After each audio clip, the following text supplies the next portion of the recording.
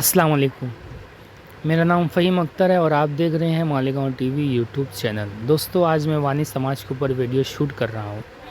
मेरी पिछली वीडियो थी तेली समाज। आज मैं वानी समाज की आपको तारीख़, ये समाज की पूरी जानकारी देने वाला हूँ।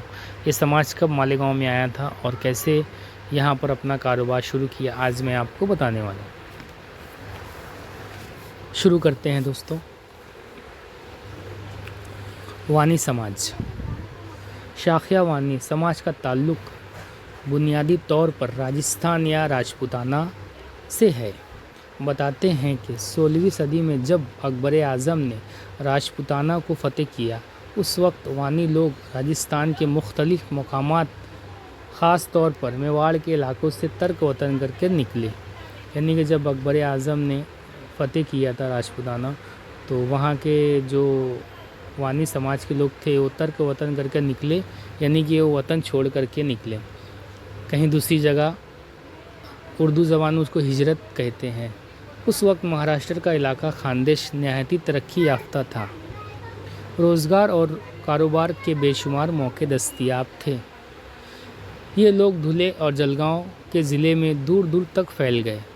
मारवाड़ियों की तरह इन्होंने भी छोटे छोटे देहातों में रहना शुरू कर दिया और बेझिझक, यानी कि किसी से भी मिलते थे, यानी कोई झिझक महसूस नहीं करते थे। ये एक से हालात रहने में, बसने और एक ही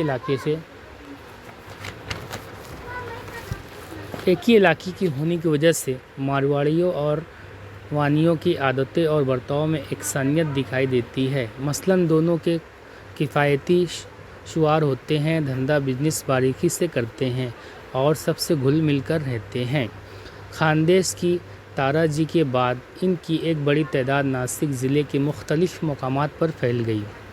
हैरत की बात यह है कि पूरे महाराष्ट्र में वानी समाज का वजूद नासिक, धुले और जलगांव के ज़िले में ही दिखाई देता है और दीगर ज़िलों में इनकी तादाद ना होने के बराबर है। इब्तिदा में ये लोग साहूकारी करते थे, रहन रखते थे, ज़मीन जायदाद की ज़मानत पर रुपया कर्ज़ दिया करते थे। कर्ज़ की अदम अदायगी की सूरत में ज़मीन का कब्ज़ा हासिल कर लेते थे। जैसे कोई ज़मीन गिरोह पे देते हैं, उसके बाद अगर कोई पैसा नहीं दे पाया तो ये लोग ज़मीन भी अपने कब्ज़े में कर लेते थे, जिसके सभी इनमें से बहुत से ज़मीन के मालिक बनकर खेती बाड़ी करने लगे। महाराष्ट्र में आने के बाद एक ज़माने तक ये लोग दो पेशों से वाबस्ता रहे। अक्सर लोग ज़मीन पर अपनी मिल्कियत बरकरार रखते हुए शस्तकारी की ज़मीन खेती के लिए दिया करते थे, यानी कि खेती के लिए ज़मीन अपनी दे दिया करते थे लोगों को कि तुम इस पे जो भी हल करना है हल चलाओ और कुछ भी उसमें आएगी ये तो 50-50 मतलब लेंगे, ऐसा कुछ ये लोग करते थे। महाराष्ट्र में जिस वक्त भाऊ साहब हीरे महसूल मंत्री थे, कुल कायदा के नाम से एक कानून पास किया गया जिसके तहत ज़मीन की मिल्कियत इसकी करारदारी की गई। जो उसमें खेती करता था, उस कानून के सबसे ज़्यादा वानियों पर पड़ी और उनके बहुत सारी ज़मीनें खेती करने वालों शस्तकारियों को चली गई। यानी कि जो ज़मीनें लोग ने दिए थे, तो जैसे मेरी ज़मीन मैं किसी को दिया, यानी जैसे बोलते हैं ना कि रेंट पे दिया, तो जब वो रेंट पे दिए थे तो उस वक्त जो महसूल मंत्री थे उन्होंने कानून पास किया था, तो ये सब की ज़मीनें उनको ही चली गई थी। इसके बाद इन्होंने तिजारत का पेशा इख्तियार करना शुरू किया। मालेगांव के वानी समाज अक्सर लोग तिजारत से वाबस्ता हैं। किराने के सामान और दवाइयों की तिजारत, साड़ी, आयल मिल, ऑटोमोबाइल्स के कारोबार में इनकी बड़ी तादाद मसरूफ़ है। शहर में इनकी अंदाज़न 1100 घर हैं और आबादी 6-7 हज़ार के करीब है।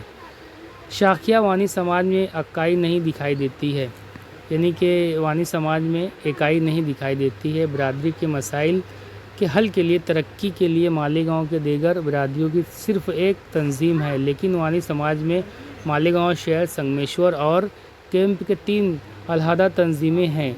युवक संगठन भी समाज की तरक्की के लिए सरगर्म है। बरादरी की अफराद के लिए तिजारत کے لیے قرض مہیا کرانے کا مقصد سے 3 مالیاتی ادارے کام کر رہے ہیں۔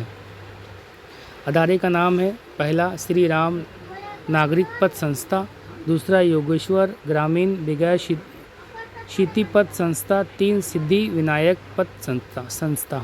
یہ تینوں ادارے برادری کی معاشی میدان میں اونچا اٹھانے میں مددگار ثابت ہو رہے ہیں۔ New Adarsh education and welfare society کے تحت طلبات کی مالی مدد کرنے کا کام بھی کیا جا رہا ہے۔ یہ دیکھ کر حیرت ہوتی ہے کہ اتنی بڑی تعداد میں ہونے کے باوجود سماج کے افراد نے تعلیمی اور فلاحی اداروں کے قیام میں توجہ نہیں دی۔ بہورا گلی میں ایک منگل کاریالیہ تھا، اب غالباً کہ فروخت کر دیا یعنی بیچ دیا گیا ہے۔ دوستو، یہ تھی وانی سماج کی پوری جانکاری۔ آپ کو کیسی لگی کامنٹ کر کے بتائیے گا، اور میری جو نیکسٹ ویڈیو آنے والی ہے دوستو، وہ راجستھانی موچی سماج کے اوپر رہے گی۔ راجستھانی موچی سماج دوستو، کامنٹ ضرور کیجئے گا، بتائیے گا، اور ویڈیو کو شیئر کیجئے گا۔ اور ابھی تک اگر آپ نے چینل سبسکرائب نہیں کیا ہے تو سبسکرائب کر دیجیے گا اور بیل آئیکن کو پریس کر دیجیے گا تاکہ آنے والی ویڈیو کا نوٹیفیکیشن آپ کو مل سکے۔ بہت خوش رہیے گا، دعا میں یاد رکھیے گا۔ میں فہیم اختر پھر ملتا ہوں آپ سے۔ خدا حافظ۔